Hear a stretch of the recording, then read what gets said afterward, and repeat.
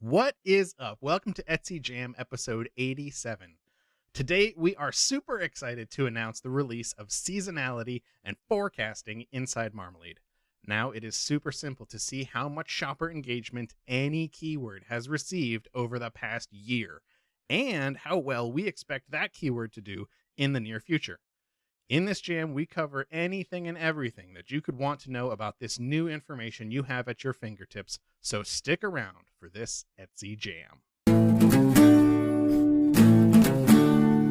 What is up? Welcome to Etsy Jam, the show where we have sparkly conversations about serious topics.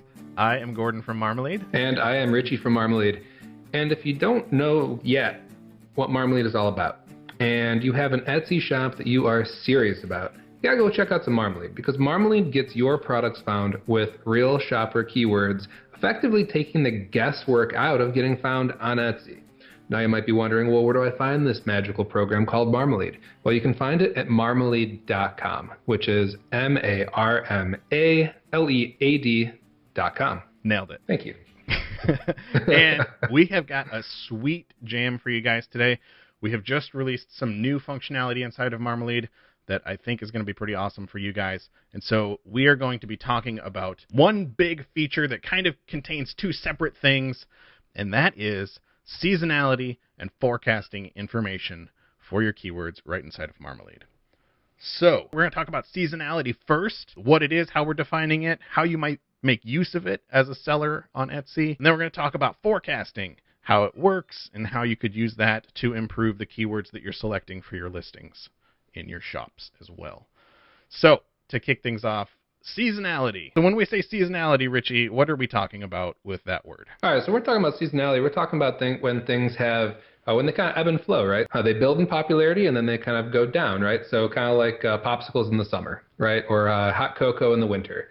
Those are seasonal. You don't see a lot of people having lemonade stands in January, and you don't see a lot of people drinking hot cocoa in the middle of the summer. Those are perfect examples, because the ones I was thinking of were like holidays and stuff, you know, where it kind of naturally has a season because each holiday has a specific date in the year that it happens. But those are awesome examples because those aren't holidays, and those are perfect examples of things that could be seasonal without having a specific date associated with them that everybody kind of already knows. Right. And then, the other ones are, so that I guess that's kind of like weather seasons, right? But also, of course, you have your gift-giving holidays, right? So your Valentine's Day, that's absolutely a season. And things are going to start to pick up at a certain point, and they're going to start to tail off, and people are moving on to other things at a certain point. Yeah. So those would be your examples of what is seasonality. And specifically for us, timing is everything, right? So when are people actually shopping for and searching for specific keywords? When are they interested in certain products? If you're talking about online, it's not, well, even in the store, right? The day after a holiday, stores are just giving stuff away. That's not the situation you want to be in. But what you want to know is, when are people going to start shopping for those things so you can be on their radar right from the beginning and maximize your selling season. So why are we showing seasonality inside of Marmalead now? Well, for a long time, people have been kind of coming to Marmalead and looking at the different engagement values that we have for keywords and competition levels and things like that. And in order to get a sense of, how things move up and move down, they've actually been tracking this information on their own. They've been putting it in their own spreadsheets and stuff like that. Now, we have tracking stuff inside of Marmalead, so you can track up to 4 different keywords and kind of follow those through and see how things are changing for those keywords. But this is kind of an across-the-board change. So any keyword that you type in now, we're going to be showing you seasonality information for that keyword that goes back, over a year's worth of information, which is awesome. And for people who are out there that were having to spend the time to go through however many keywords that you're tracking and manually writing these into spreadsheets, you just don't have to do that anymore. Huge time saver for you there. And it's a much easier way of exploring new keywords that maybe you've been tracking other ones for 10 months, and you go back and you're like, oh man, I totally didn't even think of this one. This one's awesome. I wonder how that did over the last 10 months.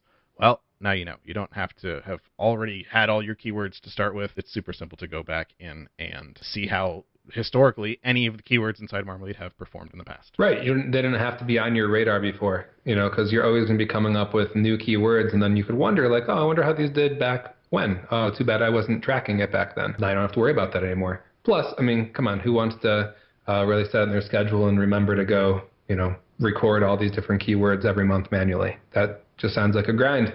So that is why we're showing it, to take the work away from that. Absolutely. Then how are we going to use this thing, right? So many ways to use this, actually. So when did Christmas ramp up last year, right? When did Christmas ramp up last year is going to be a good indication of when people are going to start shopping for these keywords this coming year, which, again, it's all about extending that shopping season. You don't want to switch all your stuff in August over to a keyword that people aren't going to be switching to until October, because then you're cutting whatever season is going on from August to October, you're cutting that short. So what you really want to do is you want to be right on time with everything if you can. So being able to see the seasonality, you're going to see when things start picking up and then make educated decisions about when you should be switching to those keywords so you can be there when the buyers are, but not be hanging out there with all your, listings. Think about it like if it was a craft show, right? Like you're going to be set up and ready at your table for when the shoppers are coming through the door. But setting up the weekend before and just hanging out by yourself for that week ahead of time is not going to help you, right? You could have been somewhere else where the shoppers also are. Yep. And in that same vein, when do you tear your booth down? When are people done shopping for Christmas stuff? Because at that point, it's really not doing you any good to keep those, Christmas keywords on your listings if people aren't searching for those anymore. Get in there and replace them with other keywords that happen to do well, right after the holidays. Or start leading into your next holiday season or your next seasonal season that you have after Christmas, so that you're not wasting your spots in your title and your tags with keywords that aren't resonating with shoppers anymore. Absolutely. Because if they've moved from here, they've gone somewhere. So where have they gone to? Let's go find them. Things like, fads, like fidget spinners, right? Are fidget spinners on their way out? What has really been going on with those? You can go and look that up, and you can see what's been going on for the past year or so with fidget spinners. What does that trend line look like? One of the other things that you can look at, too, with seasonality is determining what the big holidays are for your products. Now, whatever your product set is, it might not be the same holidays for other people that are popular for them. And it might not even make sense for you to just look at generic keywords like Christmas gift to determine how well that's going to work for your products. What you can do is pick keywords that are both relevant to that holiday and your listing at the same time, and seeing how searches and how engagement are faring exactly for your market. So if you're being specific with your keywords, you're looking at exactly what people who are looking for your sorts of products are doing during those holiday seasons. And if you do that for multiple holidays, Christmas, Easter, Halloween, Father's Day, Mother's Day, and you start tying those keywords into your specific market, you can really see which holidays are your big ones. Of course, you can look in your stats and see how you've done in the past during those seasons too, but that doesn't necessarily tell you how you might have done had you incorporated these other keywords in during certain holidays or things like that. So by going in and being specific about your seasonal searches and picking out specific holidays, but making sure that your keywords are still very relevant to your specific market and your specific product, you can really easily compare through a bunch of different seasons, holidays, whatever, and find out when are the biggest times for your market and what holidays should you really be targeting. Maybe Halloween's not a big one. You skip that completely and, focus on Thanksgiving or something like that, depending on what your products are. Yes. And right along with that, your busiest season for your products, right? So you mentioned looking at stats and kind of figuring that out from, okay, this is the time I'm busiest. And that's great because, if you're naturally targeting, those seasons, those holidays, you're going to, be busiest during those. But that really just shows you what happened in your shop, right? That's a very, very localized example of what has happened, but not necessarily what the potential was. Right? So if you can say, okay, this was busiest for me, that's great, that's what happened. But then if you look a little bit bigger, you zoom out a little bit and you look at the seasonality in general and you see what the curve looked like, what the demand and everything was, then you can see more of what the potential was. I mean, just because it was your busiest season doesn't mean that was the busiest season for that keyword, right? You might just not have been on time. You might not have capitalized on that keyword during the busiest season for those products, if that makes sense. Yep. Oh, and here's another big one. So we see a lot of this from sellers in the forums and in Facebook groups where they'll be freaking out. Oh, my views are down. Like, is that normal? Is everyone else's views down? Like, how is everyone else doing?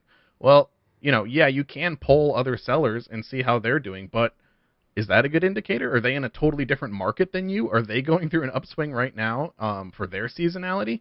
So that's not always the best test. You can compare against how you did last year in April and see, okay, well, like last April I was up from March, but this year my April is down from March. But again, that goes back to what keywords were you using last April? Which ones are you using now? It's not always easy to sort those things out. So now with seasonality inside of Marmalade, it's really easy to go back and see for the keywords that you're targeting what you could expect to see happen from, last March to last April, this March to this April, and really start to see those trends at as big of a picture as you want. Big picture trends, you're going to see all kinds of different markets. And if you get really specific with your keywords, like the ones hopefully that you're using on your listings, you can see really clearly how shoppers have been engaging with those keywords over the last few months. So you know whether or not you should be freaking out. Right. Is it just me? Is it just the people I'm talking to? Because, a lot of times the people that you're talking to are going to be a lot in the same boat as you, right? So it's good to get that broader view. And of course, comparing your listings performance against historical shopper engagement's a big one, right? Because you want to, again, it comes back to that potential, right? What is the potential here?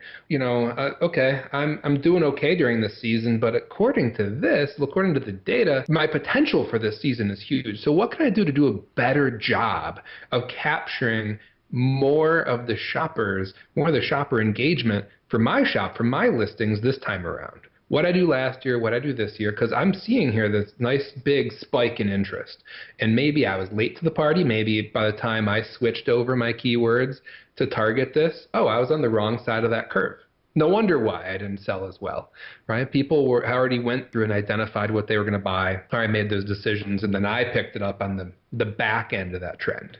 And that's something that can happen too if you're not aware of it. Another thing is, since we're sharing over a year's worth of historical data with you inside of Marmalade, you can really easily look back and see, based on last year, what could I maybe expect from this keyword for next year? I can look and see, okay, like last year, it was super big in the spring, and then kind of half as big in the fall, but the rest of the season was kind of slow. Well, I could probably, depending on the keyword and the market, probably expect something very similar this next coming year. And so that sort of information can help me plan out my keyword strategy. It can help me plan out, inventory. How much inventory do I need to build up? When is my slow time that I should be increasing my inventory in order to prepare for like the next big bump? And when is that? So once you go back and compare against, an entire year's worth of engagement information, you can compare that back against your own Etsy stats and see how you performed relative to that entire year's worth of activity on Etsy. And something there to consider too that's important is a lot of times we're talking about using your shop and your performance from last year to gauge the coming year, but all shops don't have a last year, right? Some people have just been on Etsy for a few months by the time they're getting in, and they don't know they're coming into different seasons for the first time, and they're wondering, hey, is this a busy season? What to expect here? And so this data is really going to help there too, but also even if you're an established shop, but then you have a new product line, you're not really sure what to expect either because, hey, I used to sell these, but now I've expanded into this. Not sure what that's going to look like. You have no historical data otherwise. That is a fantastic point. I am a big Formula One fan, and I watch Formula One races all the time. When a new team comes into Formula One and they're going around to all the different tracks and stuff like that, they're at a huge disadvantage from the other teams purely based on the data that they haven't been able to collect yet. These teams are collecting terabytes of data about the tracks and the cars and the engines and their performance at every single race. And coming in as a totally new team, you don't have any of that information to lean on. And it really makes it challenging for new teams in the exact same way that it would for shops too. We mentioned before that you can track keywords inside of Marmalade. Now, if you're a Marmalade customer and you started tracking a keyword and you've been a Marmalade customer for, 12 months or so, you've built up 12 months of data for this keyword. But this is something that if you haven't been a Marmalade customer in the past and you come in, you have the engagement data right at your fingertips without having to have signed up and tracked it for an entire year. Everyone who's using Marmalade will have this information available to them. So building on that, there are going to be downturns in specific products, potentially, right? Because a lot of products do have seasonal engagement and whatnot. So if you want to do your shop year-round, what kind of things can you do to make sure that your shop stays busy year-round, right? So, okay, this product I have, the engagement starts to die down around this point. Okay, well, what do I do? Do I just accept lower sales? Or could I use this information and I can see what other products, okay, this product is starting to slow down, but around that same time, the shopper interest is starting to pick up in this other product. Well, that's an opportunity for you to move and kind of make your own shop somewhat seasonal, right? You can switch over to another kind of product, or you can see what other things people are buying and interested in,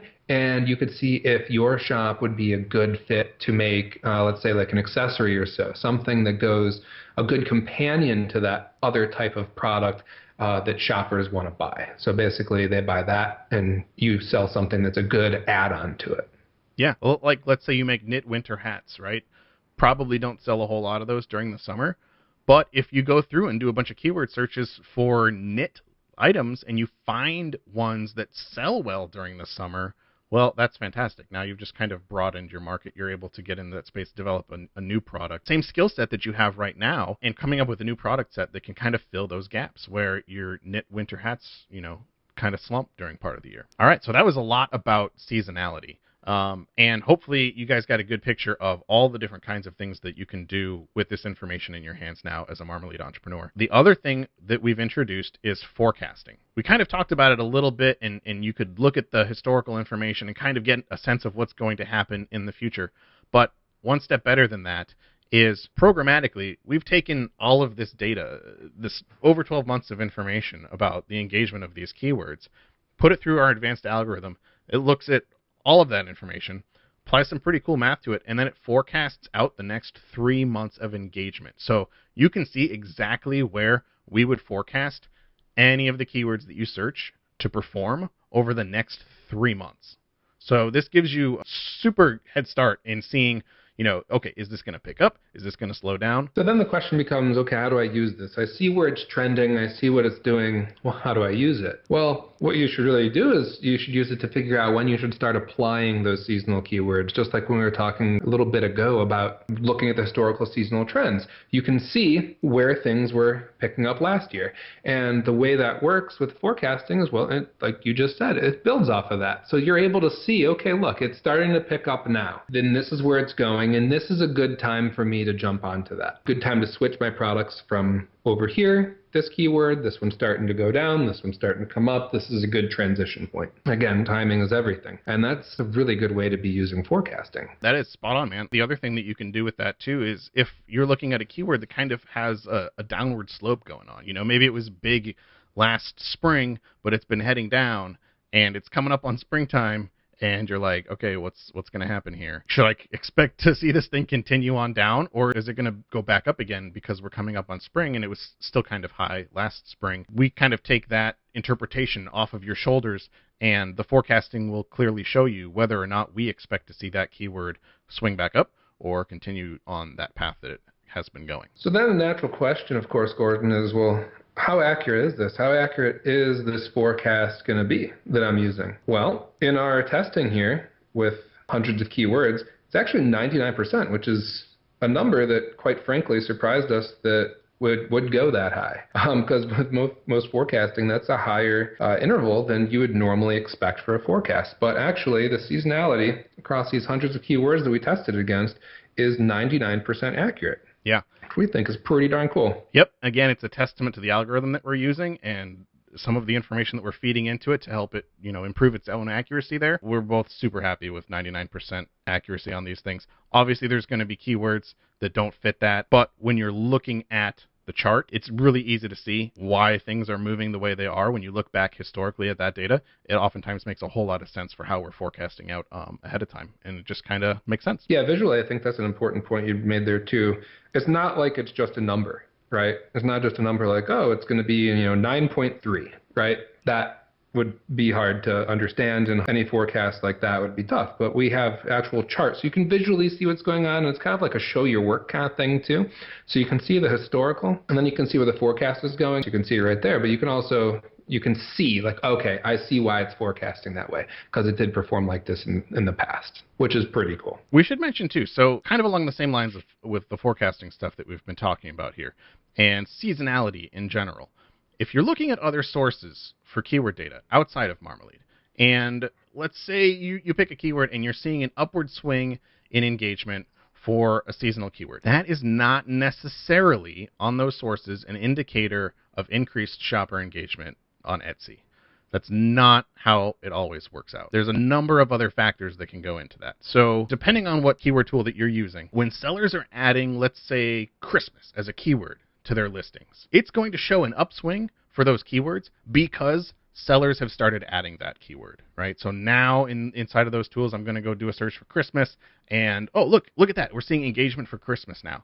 That's completely independent of whether or not people are shopping for that keyword, all right? That is strictly sellers have started adding it to listings, and now we're seeing an upswing there. If sellers started adding Christmas keywords in August, they would absolutely start showing an upswing of Christmas engagement in August in those platforms that you'd be looking at. And so that's not an entirely accurate picture of how that keyword is working seasonal-wise. And that's exactly why you'll see Christmas keywords showing high engagement in other places, well beyond Christmas, right? You'll be coming into Valentine's Day in February and you'll still see, wow, why is Christmas still so high engagement? Who is still buying this? Well, they're not. It's just sellers haven't gone in and taken the Christmas keywords off of their listings from Christmas yet. The shoppers aren't actually doing it. It's just sellers haven't taken those keywords off yet. So it'd be a rather false positive in that case. Yep, that's an excellent point. And I mean, it makes sense why that happens too.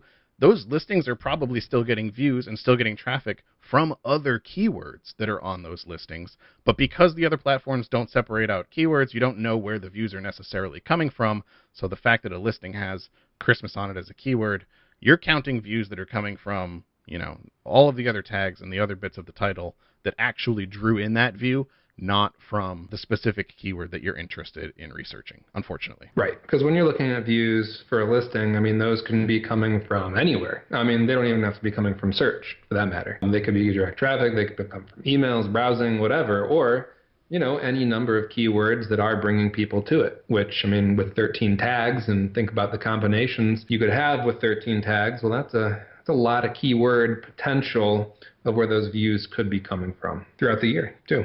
So it could be from all the different seasons. Along those same lines, the other area where you might be looking other platforms would be Google Keyword Planner or Google Trends. Sorry, I didn't mean to interrupt. I just want to say, so if we were just talking about, sellers adding tags to listings and seeing false positives from that, this is something that would not be impacted by, right? So Google Keyword Planner and Google Trends is not going to show upswings based on when sellers are adding keywords to their listings. That's kind of a counterexample. But as Richie's about to tell you, there still is kind of a big issue of relying on those stats. For sure. And really for several reasons, probably more reasons than we can even think of in the moment here. But one of those is you're looking at now a really big picture of overall interest. But interest in what exactly? Interest in buying? Maybe, right? They could really be looking for just knowledge on something. They could be looking for how to get somewhere. Or some subset of them is actually looking to shop. Okay, that's true. But also you're looking at such a big sample. It's very, very, very broad. It's kind of like the starting place of the internet. You go to Google. We talked about it early on, how a lot of people, they think the internet is Google. And that's where you start, right? You want to get to a web page, you go to Google and you type it in because that's the internet. Google powers the internet. And I'm sure people think that about Facebook too. But anyways, it's such a high level view sometimes of the keywords. It's hard to understand what's really going on there, right? Because really people aren't buying things through Google. And if you're selling on Etsy, Etsy is the place you care about. That's your corner of the world, right? Not Google. Yes, Etsy listings will show up in Google, but that's not the bulk of what's going on. And that's not really highly targeted traffic. If someone's on Etsy, which, shoppers more and more and more are being familiarized with what Etsy is, especially with the new TV show that just launched, right? They're making a lot of moves to be mainstream. People are coming to Etsy. So as far as where the internet starts for handmade, it's going to more and more be towards Etsy. So you really want to know what's going on Etsy, not necessarily somewhere else. Not necessarily all of the internet like Google, because it doesn't really matter. Overall, searches for your product could decline on Google. Doesn't really matter as long as they're going up on Etsy, which can certainly happen. Absolutely. And all that really means is more people, instead of starting on Google, are going to start on Etsy. Yep. And, the difference could be a blip in overall searches for Google, but it's a bigger deal over on Etsy. So it just makes sense. Like Etsy is so much closer to home if you have an Etsy shop. I mean, I know for me, when I'm looking for a specific product, shopping especially, I don't start my searches at Google. If I'm trying to find, compare two different things like this versus that, or find reviews on something, yeah, maybe I'll go to Google for that sort of information. Those would be called like knowledge-based searches.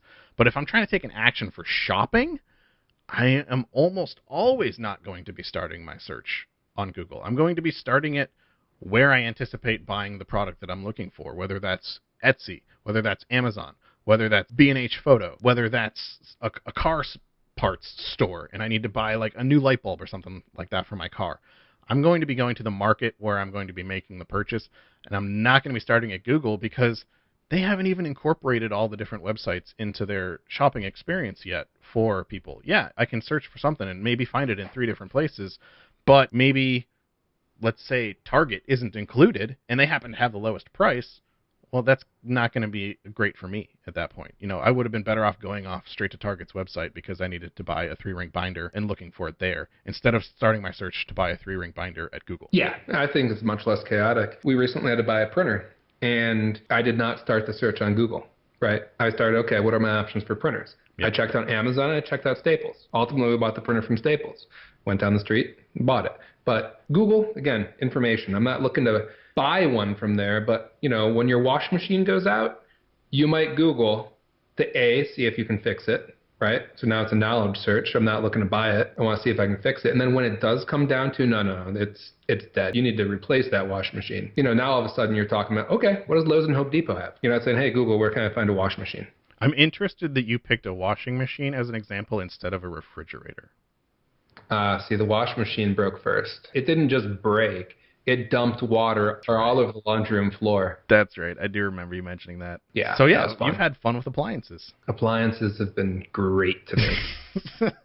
Man, I hate replacing appliances. You don't think about appliances until they don't work. And then when you replace them, you've just gotten back to exactly where you were. Right. Right? You've taken a step backwards, and then all you've done is taken another expensive step to get right back to where you were. Yeah. But I don't feel like I got any sort of advancement. Like, it's not talk like our to you? old wash. No, we didn't get that kind. It literally just keeps food cold, just like the other one was supposed to. It doesn't like see what you have and suggest recipes or... No. And it's not like the washing machine makes my clothes any better. Like the other one washed just fine. And then it broke. And so it's just, I don't know. It's not fun. It's not fun to just get right back to where you started. But to pull it back to Etsy, I think a lot of the things on Etsy are the opposite of that. When people are going in there to buy stuff on Etsy, it's not because it's like, oh my, something broke and, I need to get a new one now and this is kind of a bummer of a purchase. Oftentimes, fortunately, they're going there with a happy heart. They're going there to treat themselves to something, to treat a friend to something, to look for some kind of birthday gift, holiday gift, something like that. And so they're shopping with a much happier heart than someone who needs to replace a washer that just dumped a bunch of water all over their floor. And I mean, Etsy's kind of, it's an example of kind of like someone's favorite store, right? You're going there because that's where you want to buy something. You want to go somewhere, you want to go to the store where you know you're going to find something special. You're not just looking for anything. You're not just looking for a utilitarian purchase. You're not just saying, oh, I need to replace the wash machine that just broke. You're saying, I want to find something special, and you're going to go find it on Etsy. You don't start on Google for that. That's how I feel about it. Absolutely. I do too, man. Well, that's how Etsy feels about it too, I think. I mean, yes, they do. They help you get found on Google and stuff because why not? But for the most part, I mean, think about what they said earlier on. They said, as far as their competitive advantage, that people go to Etsy to find something special, and they want to own special occasions, special gifts, special everything. You want something special, you go to Etsy. And they don't feel like you can have that same special feeling at the place. I think the way they said it is shoppers aren't going to feel like the place to buy that something special is also the same place they buy their socks at. I think that's right. And I think that's good. And I think Etsy has been very strong in leaning into that. There's obviously other places where people can go, buy handmade and vintage things online, but Etsy still kind of remains the undisputed champion in that space. Some other ones have tried to poke their head in, and everything I've seen has still shown Etsy kind of plowing forward strong in that area. They've been really true to what they originally set out to do, and they're still doing it, which is great. Completely agree. So, seasonality and forecasting. Super excited to share this with you guys inside of Marmalead. Go get in there yourselves and check it out. Throw your keywords in there. Throw in the keywords that, are working for you and see what those look like throughout the year. Throw in keywords that you're considering and get a better idea of when during the year might be the best time to use those keywords. Start figuring out your keyword strategy with a whole lot more information than you can find anywhere else. We're still the only place that will give you actual shopper data that shows how many searches a keyword has for that specific keyword, and for true shopper engagement for that one specific keyword. And now the ability for you to be able to see over a year of historical data and 3 months forecasted into the future. Super excited about sharing this with you guys, and eager for you guys to go check it out. Any closing thoughts? As with anything we build, we always have a ton of fun talking to you guys and developing this stuff, but nothing really quite matches when we actually let it out in the wild and see what you guys do with it once it's actually in your hands. So please, as you're using this, share back with us what's working for you and how it's going. We'd love to hear that from you. Absolutely. You can hit us up at success@marmalead.com to give us some feedback. That's probably the best way to reach us. There's other channels too, but I would definitely suggest using that one. And yeah, we love hearing from you guys. Until next time, this has been Gordon Ritchie, and we'll catch you on the next Etsy Jam.